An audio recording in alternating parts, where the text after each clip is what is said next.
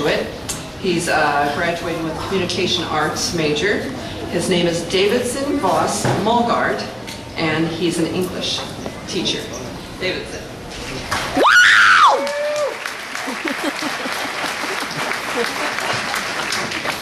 Sorry.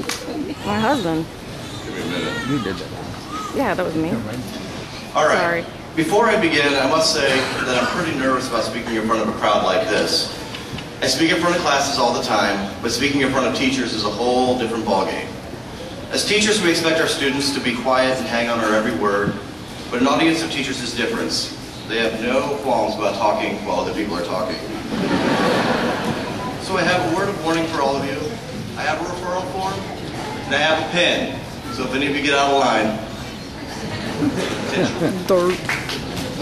let me begin by saying I never wanted to be a teacher. I wanted to be an independently wealthy socialite philanthropist.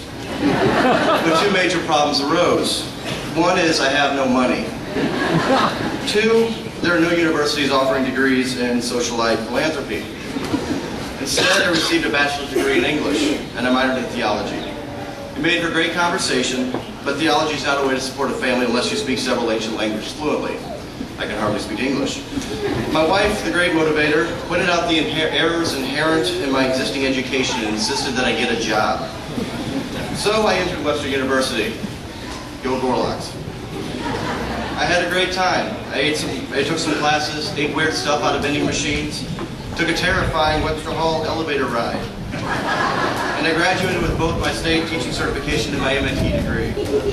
I applied for a job and was hired at Soldan International Studies High School in 2007. I figured I would spend 1 year there and then leave and go to a county school, which was my plan all throughout my time at Webster. I had never considered working in the city schools because of working out of fear. I had heard negative things about inner city schools and realized that I was not quite as strong as Michelle Pfeiffer in Dangerous Minds, despite the fact that we both have gorgeous hair. Enjoy. After a week at Soldan, I realized that the city schools were different from the county schools that I attended and done my student teaching in, but they were not the schools being portrayed by the media. At Christmas break, I began to feel like I belonged there. My students were a bit louder than some of their county counterparts, but they're also more honest and excited about learning. After the first year, I figured that I would probably leave, but a renewal contract came and I signed it. I found a place that I truly loved without knowing it. Keep in mind, this is coming from the quintessential county kid. The kid that saw a metal detector before my interview and almost threw up. The kid that dismissed many things taught at Webster University as does not apply to me.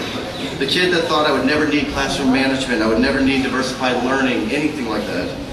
What I have learned in my brief time as a teacher is that all the things taught at Webster University have helped to make up the toolbox that every teacher should have. The tools in this toolbox help us as teachers elicit the best of our students.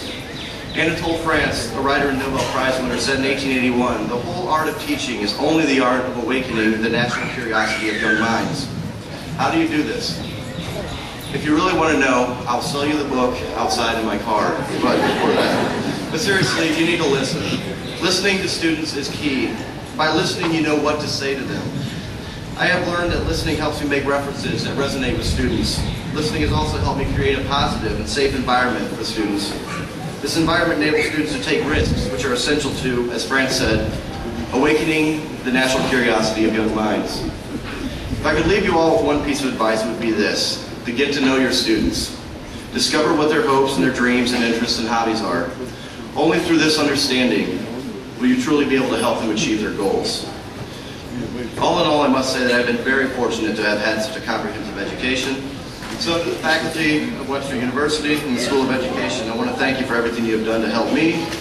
And I'm sure I'm not alone in saying this, but your knowledge and dedication has truly inspired and enlightened me to carry on in this profession. And I thank you all for your attention.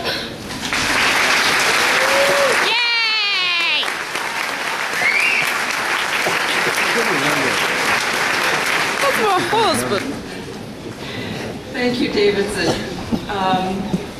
Clearly, he's someone who knows the joy of teaching and makes teaching joyful for his students and for us this morning. Thank you so much. Now it's time for the most important part of the day, probably.